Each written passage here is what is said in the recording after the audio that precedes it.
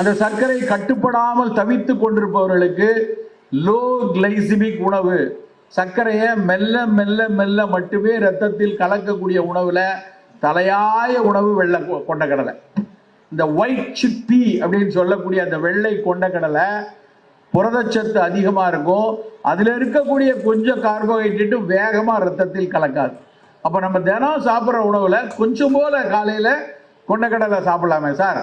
கொண்டக்கடலை சாப்பிடலாம், ஆனா ஒரே வாயு தொந்தரவா இருக்கு, நெஞ்ச கறிக்குது, எது கழிக்குது, வயிறு உப்பிக்குது, வாயு ரொம்ப கேஸா பிரியுது அப்படின்னு சில பேர் சொல்லுவாங்க.